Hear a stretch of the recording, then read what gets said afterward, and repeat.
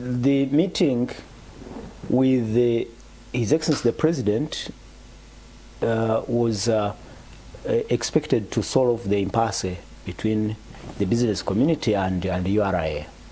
And the traders were very much anxious about the outcome of that meeting, but looks like they were disappointed. And I'm informed some of them had to walk away from the president. And later, they even spoke to cameras saying they are intending to stage another massive lockdown of the city just because of this disagreement between the traders and the URA. Looks like in the beginning it was a simple matter that could be resolved, but looks like it's dragging on and on and on. And I will take Dr. Gerard Werihe first. What do you make from all this? Are traders just trying to avoid taxes, or there is something political about it? Because the president looks like he has maintained his stance. He's actually telling them, no, this can't be our way to go as a country.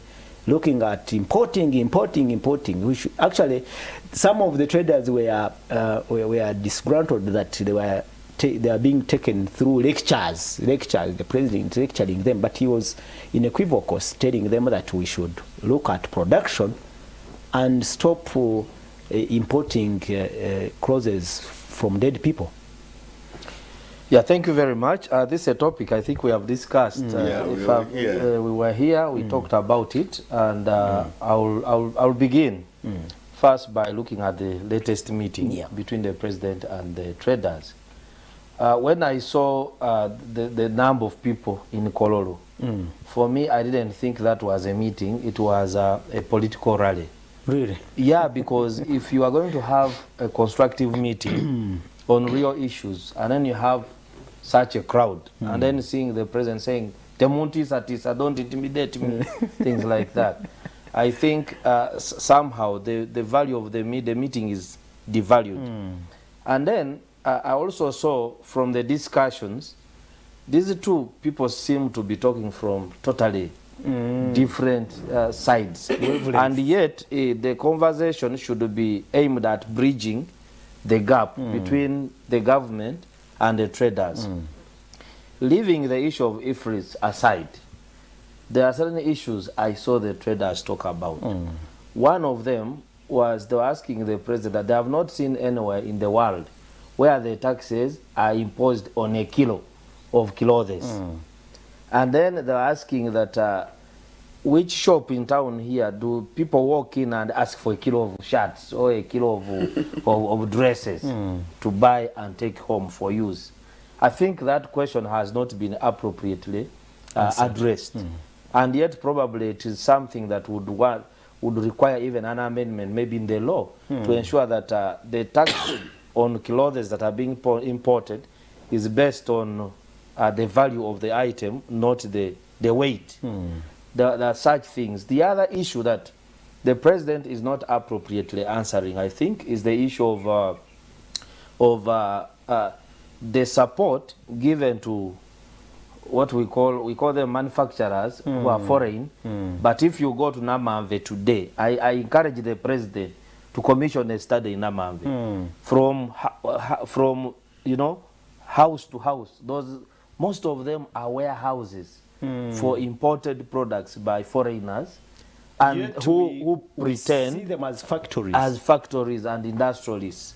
This is a fact. If they go there and they do proper intelligence, they will be shocked to find that actually these are also importers who registered, who got tax advantage, and they're also simply selling things, just like our traders. So traders have a reason to grumble and express their agitation in the face of the president. Absolutely. I have my sister who runs a cosmetic shop downtown.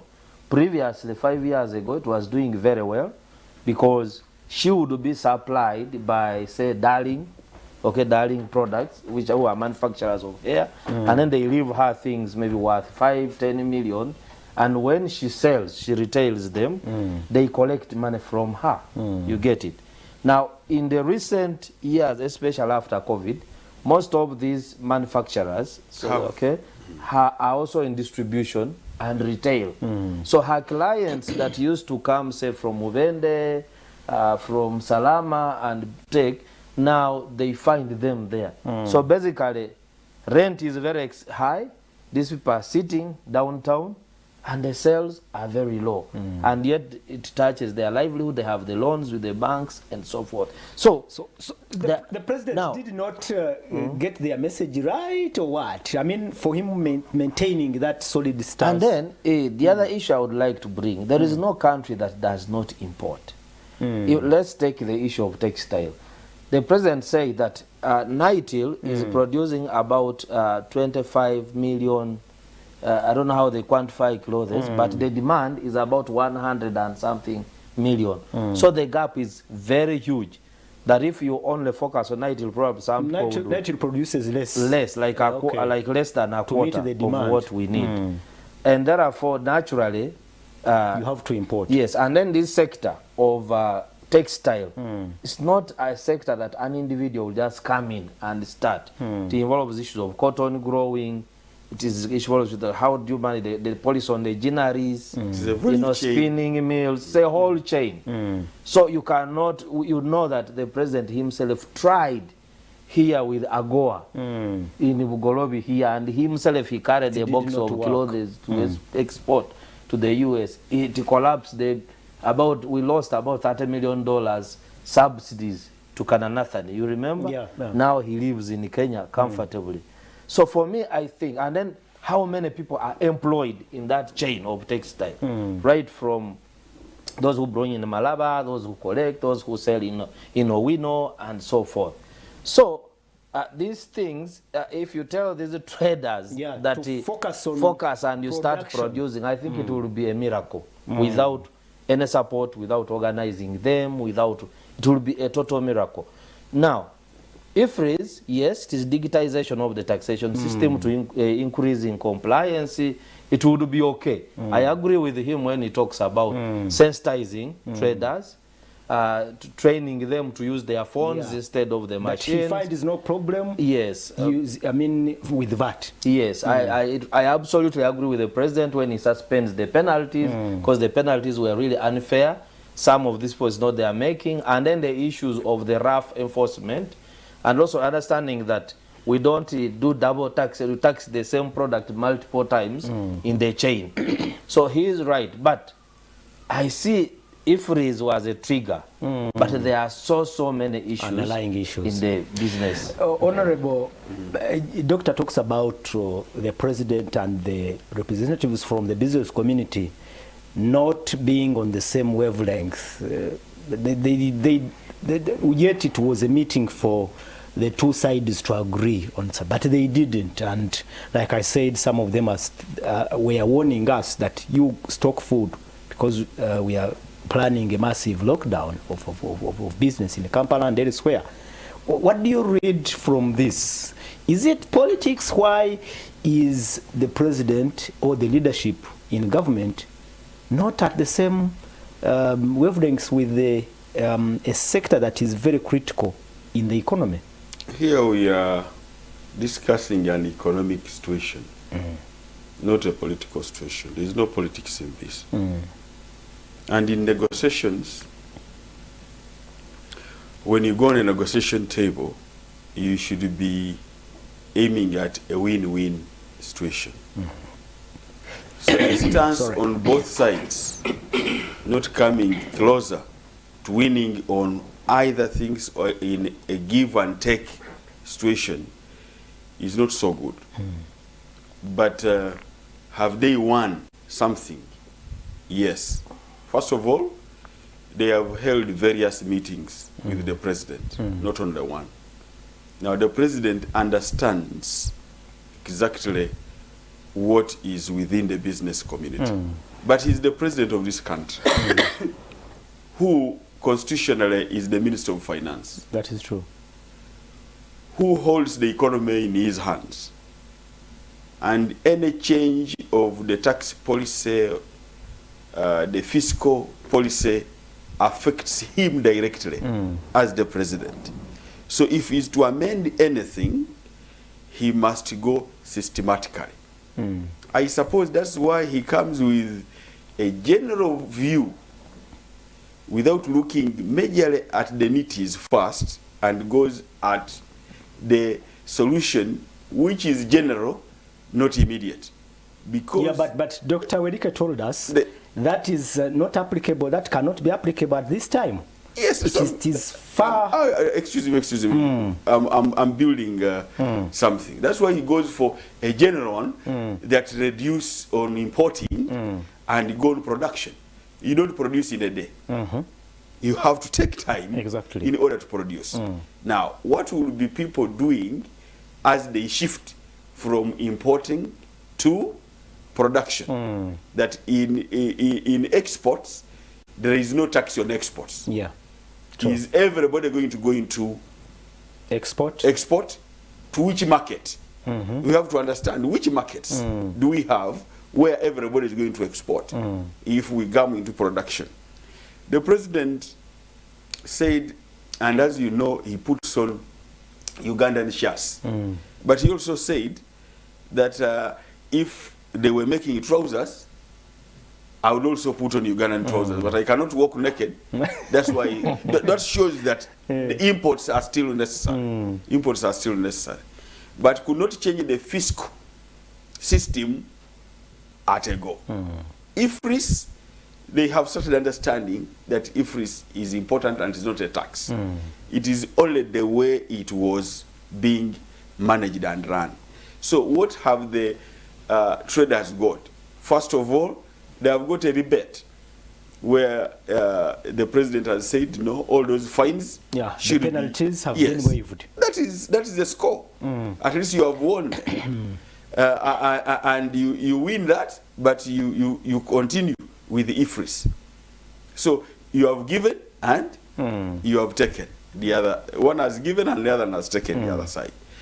But the issue where even the president has discussed now with the manufacturers is the issue of manufacturers becoming retailers. And this is going to end. That is going to end. For example, no, that is going to end. Is just a statement, because we have the ministry in charge of investment. These things they should have actually. I mean, they should have seen they them and they should worked have on them. They should have. They didn't, and there is an outcry. Yes. In fact, Dr. Wanyala has just said that some of those warehouses where you think they are producing goods, they are just warehouses. They are just warehouses of imported goods. So the competition to the local Ugandan is terrible.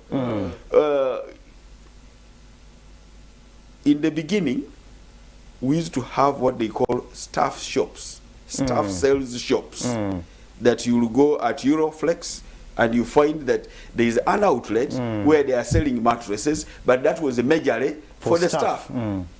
It grew that they could allow the public.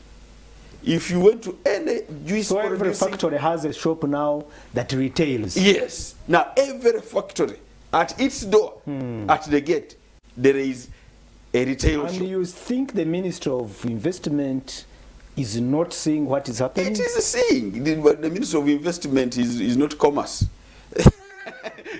That should now be the Ministry of Trade. Oh yeah, oh yeah. The one who is investing for him, he has brought a factory. He has brought a company. So for him, investment, he has done that. As far as trade is concerned, it is you who is in charge of trade who should know that what is being done here is wrong. I'm just telling you, you go to Riham, go to Britannia, go to any biscuit company. What is that? Yes, maybe. Go to anything, you are going to find that even mattress companies, every company has a sales point. The sales point was the sales point was meant to sell to the staff. Now the sales point sells to the public. But that was simple. Okay. And that was not a very big problem. It is only the community around there that could actually buy from those sell points. But now when it goes to this person opening up a shop, opening up a shop in Kampala and various in Chikubo, that is dangerous. How will the local trader trade with the manufacturer? He's also going to buy from the manufacturer. The manufacturer is selling at cost price in the market. Those are the problems that in the meeting were addressed, and it is going to come back, and the Minister of Trade is going to come up with regulations on how the manufacturers should do behave in the market. Still going on with the dialogue, Honorable Mugole Stephen in the studios, Charity Msibwe and Dr. Willie Hewanzara, me Prince Apollo, and of course looking at the matter between the business community and URA with the meeting between the president and the representatives from the business community not yielding, but of course Honorable says there were some gains from this meeting, but from what the leadership of the traders are saying, they are really disappointed. Perhaps the expectations were so huge from this meeting and they didn't get it. The expectations were high. They expected that the influence would be suspended. Yeah, the influence would be suspended. That was one of them. Immediately, which was not the case, because this is something that has been on for some time already. The manufacturers are using it. They have not complained. For them, they are okay. So it could be suspended outrightly, and yet there seemed to be lack of sensitization that needed to be more emphasized, so that after the sensitization, then we would see what are the loopholes that are coming thereof. He says, Bwana Apollo and the panelists, thanks for the show. The issue of traders should be handled carefully because our economy is just recovering from a 2-year COVID-19 lockdown, which pushed it to the brink of collapse. The taxes collected from these traders are crucial to the development of our country. The president, as the head of state, should critically look into the concerns of traders and come up with a lasting solution which ensures that both sides win. Kilofas, again from Rwabo Bambale. Thank you so much. These are really on-spot observations coming in from our viewers. Thank you so much. You can continue sending in your comments, and I agree. The business community is really crucial. If this matter is not managed properly, it can turn into a security issue. It can turn into a very serious problem, because the few days they closed the shops, we are feeling it. We are feeling it. I can tell you we are coming up with regulations. Because, as I told you here the other time, that we had met the president and I was coming up with a private members bill on the competition bill, which we agreed to harmonize. Regulations are about to be over on the competition. Yes. That's why I'm trying to tell that the regulation, the Minister of Trade is coming up with the regulations on the competition bill that has been assented to by the president. That is going to stop this. There is no way a manufacturer shall be allowed to have a shop, to have competition with the local. Thank you. This is coming to be sorted. Good morning, Mr. Apollo. I'm Butera SK from Buikwe. Thanks for the show. I support our brothers traders. The major aim of setting up business is to get profit. So if you can't develop with the unfairness of taxes which is being paid, okay.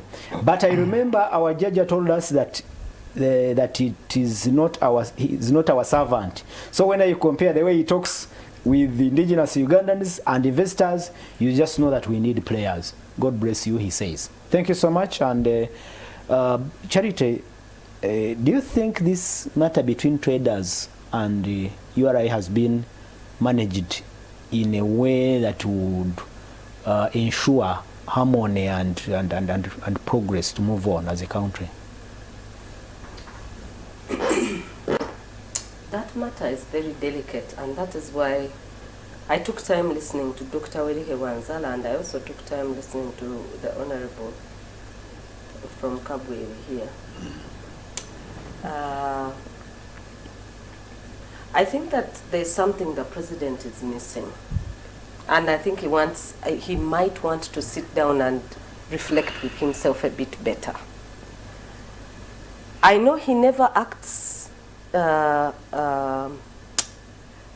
should I say? When it is a delicate matter, he just doesn't act out of the blue. Hastily. No. He usually keeps quiet with himself to think through delicate matters. Even security matters, if you've seen the way he behaves. Yeah, he sometimes will look like even at that he event, will sometimes look like he's an idiot. Things go on. Even at that event when traders caused commotion, said temuti satisa size wanokumukanga. Yes, so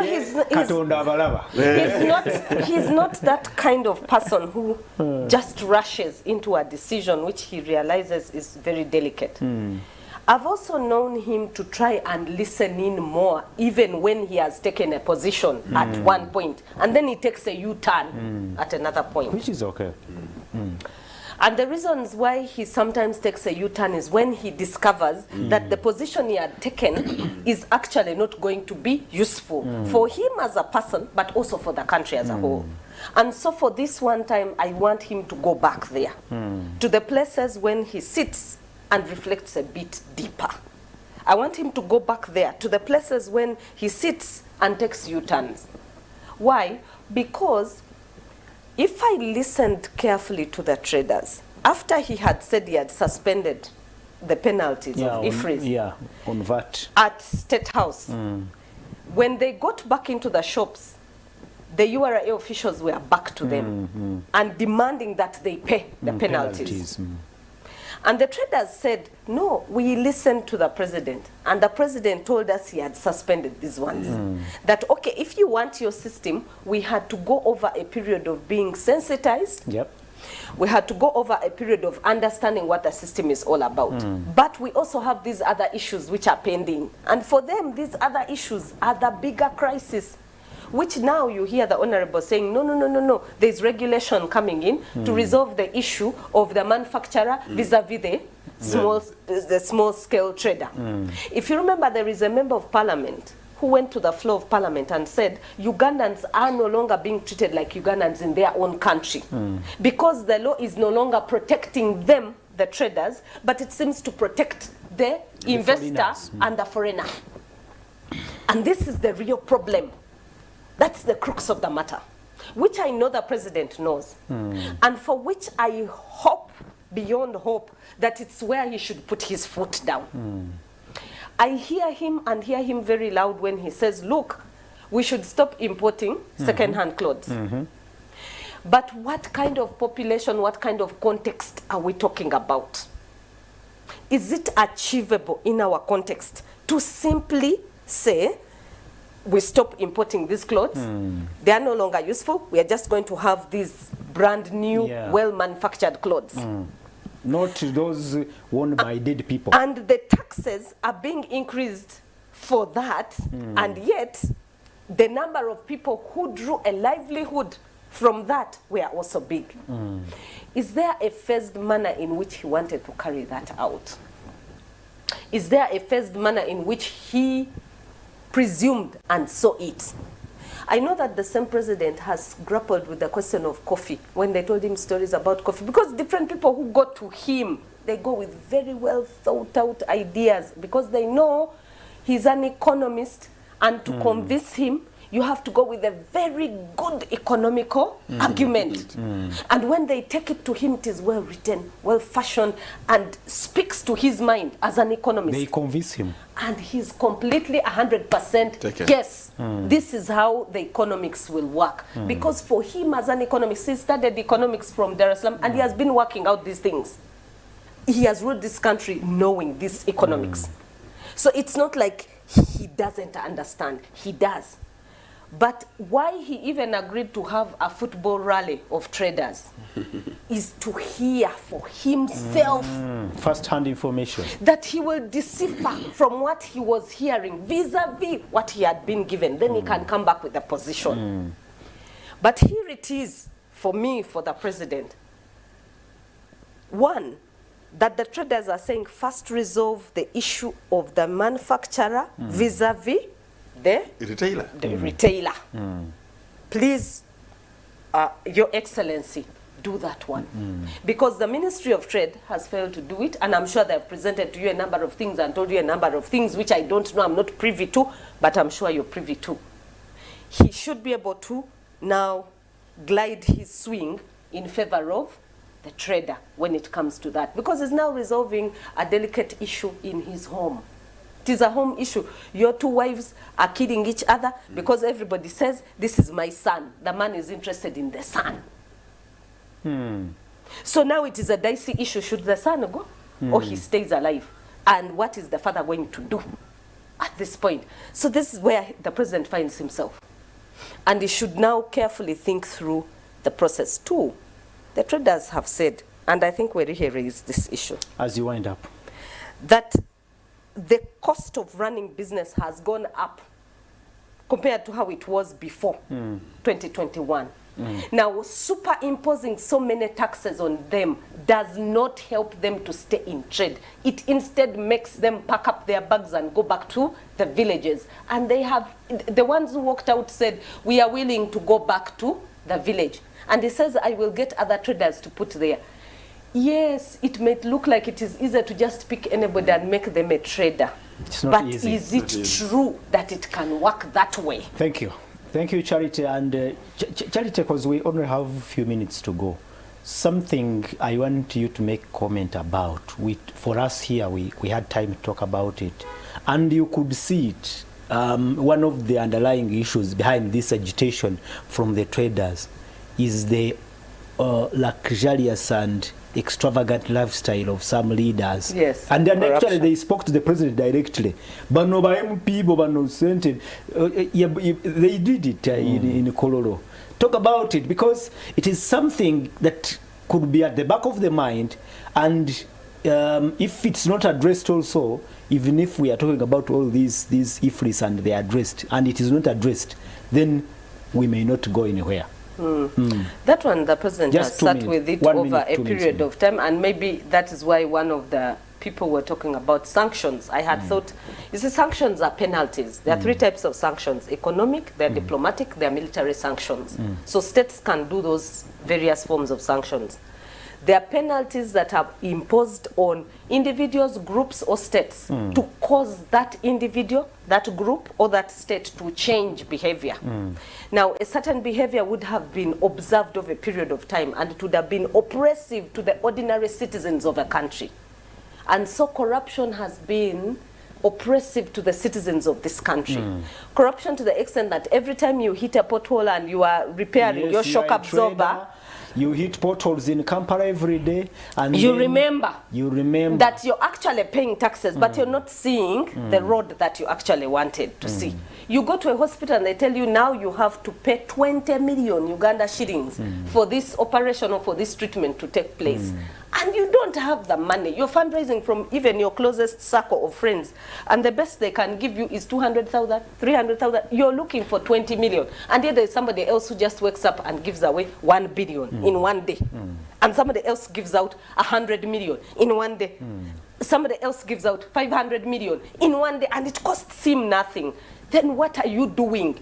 That is where the correlation is, and that is what the traders were calling the president to do. Do you see that one being addressed with now these sanctions and sanctions piling? You see, even from the president's letter, some people have said, oh, he wrote a letter where he's very careful. Yes, you see, from an administrative point of view, you better be very careful when you're writing an administrative letter, because he's dealing with the state of UK, but he's also dealing internally with politicians here.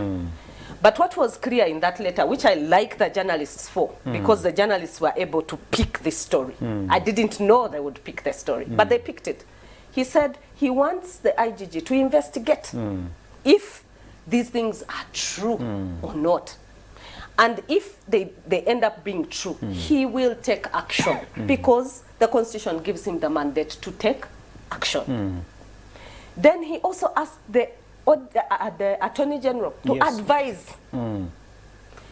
You see, and we can't know what he will decide and how he will act at the end of the day.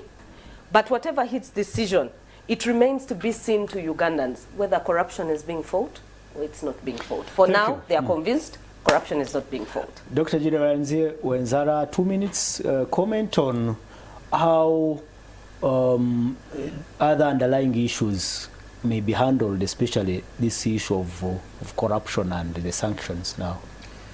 Yeah, for me, I think I cannot discuss this without relating to what Charity has just said. I think it is an opportunity, like these sanctions, without having bias to the speaker, because she's not my enemy, I've not dealt her at individual level.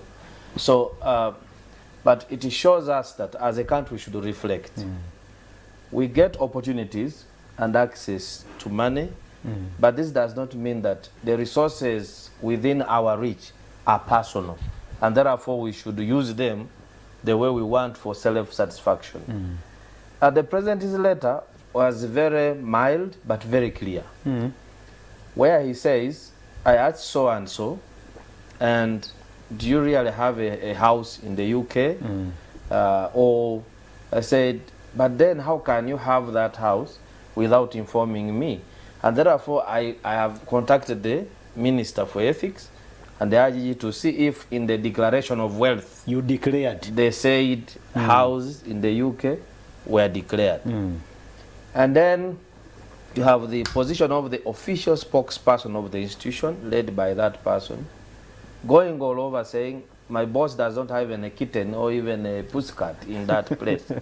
So I think there are certain arguments as technocrats that you can avoid. But then what is more important is that, one, are we dealing with honest leaders? Two, are we dealing with leaders who understand the plight of the people that we are leading? And then three, if we are behaving wrongly, are we able to think through it and we say, let's change? Now, these sanctions serve three things. One, as a deterrence for crime, that to show others that it is not fashionable to pick resources from impoverished people and then you do with it whatever you want. Two, it is to push for legal processes. If we have been quiet, everyone is saying, no, this is like what the president said, which I believe he was just saying as Muyekela, you know, when he was in Bukedea. And he said, I asked my daughter, where did you get this money? And my daughter said, the school you helped me build has been making miracles. And this way I got the money. Yeah, so for me, I'm sure he was privy to some information. So, and he states it in his letter. Yes. And that so, his intelligence gave him that information. Exactly. So if it deterrence, then to trigger legal processes, and then the other is restitution. The lawyers know it, that probably certain wealth that has been stolen from the poor people can be restored and you be used for the right cause. To me, for this, even the way the central government has responded, I think it is positive. Can you predict where this will go? Which direction this will take? Unfortunately, it's going to be to turn political. I can predict that. Knowing that the president is interested in running for president again, and knowing that some people come from regions which are populous, with a significant population number of votes, of course we shall hear the crying about the homosexuals, but of course homosexuals have not told anyone to pick what does not belong to them. Okay, Charity, can you predict the direction this is taking? No, did I just tell you that I'm not sure what it may turn out like? Because if you see the president's letter, it was carefully written. It's like he was selecting his word one for another, that you would never ever predict where he's headed.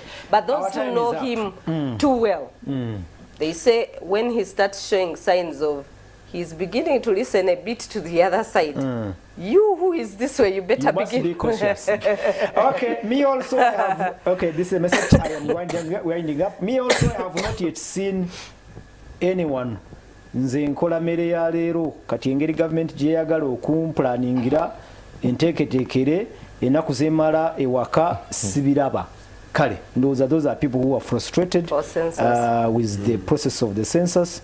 He says thanks for the program, very well, awesome to see. Okay, thank you so much, viewers. It's time we go, and we must thank you for being a great audience there. Thank you so much, the panel here. Honorable, thank you so much for making it, and Charity, thank you so much after a while for coming back. Dr. Jared Werewanzala, thank you so much. What amused me is that the traders said, with this food the president has given us, shall we not discuss anything here? That the food was too much. And they started with the Let's hope there will be a middle ground. No, that is needed. Yes, it's needed. And very quickly. It's needed, and as a person speaking, I was at this thing long time ago. That's why I went to the president that I must come up with a private members bill on competition. I must, and must be resolved. Yes, now he assented to the law. The regulations are on, and next month regulations will be out. Thank you so much, Kabweri.